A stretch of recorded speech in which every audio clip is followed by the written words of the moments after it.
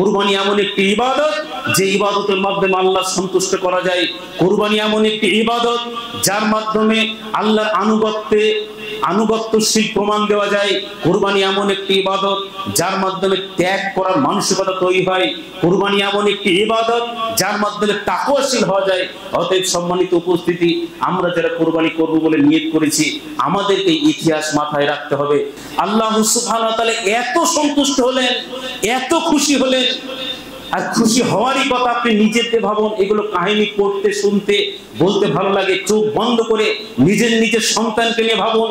যদি আজকে এমন হতো, মহান স্রষ্টা আল্লাহ সুবহানাহু ওয়া তাআলা আমার আপনার কলিজার টুকরো সন্তানকে বলতেন আজকের দিনে কুরবানি করতে হবে গরু, দুম্বা, ছাগলের জায়গায়, কেমন হতো একটু ঠান্ডা মাথায়। এখন যদি ফিলিংস না আসে, অনুভূতি না আসে, বাড়িতে গিয়ে ঠান্ডা মাথায় ঘুমানোর আগে চিন্তা করবেন। তাহলে এরকম একটা করুণ পরিস্থিতিতে দুধের শিশু, কলিজার টুকরা বাচ্চা, তিনি তার দিকে তাকালেন না, মায়া করলেন না, রবের হুকুমকে প্রাধান্য দিলেন, রবের রবের আনুগত্যকে প্রাধান্য দিলেন। দেওয়ার পর আল্লাহ সুবহানাহু ওয়া তাআলা এমন খুশি হলেন, এমন সন্তুষ্ট হলেন, এই পরম্পরা, এই সিলসিলা কিয়ামত পর্যন্ত আনেওয়ালা প্রত্যেকটি মানুষের জন্য আল্লাহ সুবহানাহু ওয়া তাআলা বিধান করে দিলেন। অতএব সম্মানিত উপস্থিতি, কুরবানি কোনো আনুষ্ঠানিকতা নয়, কুরবানি কোনো গোশত খাওয়ার অনুষ্ঠান নয়। কুরবানি এমন একটি ইবাদত যে ইবাদতের মাধ্যমে আল্লাহ সন্তুষ্ট করা যায়। কুরবানি এমন একটি ইবাদত যার মাধ্যমে আল্লাহর আনুগত্যশীল প্রমাণ দেওয়া যায়। কুরবানি এমন একটি ইবাদত যার মাধ্যমে ত্যাগ করার মানসিকতা তৈরি হয়। কুরবানি এমন একটি ইবাদত যার মাধ্যমে তাকওয়াশীল হওয়া যায়।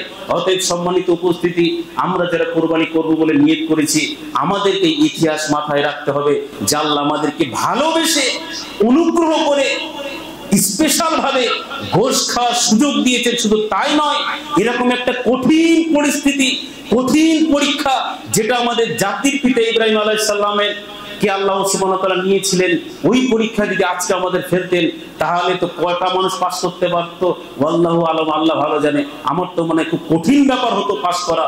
অর্থাৎ আজকের দিনে দাঁড়িয়ে যেখানে আল্লাহর হুকুমের পরোয়া না করে মানুষ যেভাবে শিরকে লিপ্ত, বেদাতে লিপ্ত, হারামে লিপ্ত, কুফরিতে লিপ্ত, সুদে লিপ্ত, ঘুষে লিপ্ত, জেনায় লিপ্ত, শরিয়া বিরোধী কাজের মধ্যে লিপ্ত রয়েছে। সুতরাং এই কঠিন পরীক্ষা আজকে আমাদের উপর থাকলে কতজন পাস করতে পারতো সেটা আল্লাহ ভালো জানে। এই জন্য আল্লাহ অনুগ্রহ করে, দয়া করে, অনুকম্পা করে আমাদের উপরে এরকম কঠিন কুরবানির বিধান দেননি। তার জন্য আমরা দিল থেকে তার শুকরিয়া আদায় করি, বলি আলহামদুলিল্লাহ। তার কারণ এরকম কঠিন পরিস্থিতি হলে সাধারণ মানুষ তো দূরে যায়, কত বড় শায়েখ, পীর সাহেব, মুফতি সাহেব, ওই বুজুর্গানে দিন রাত ফেল করে যেত। এই জন্য সম্মানিত উপস্থিতি, কুরবানি এটা একটি ত্যাগের বিষয়।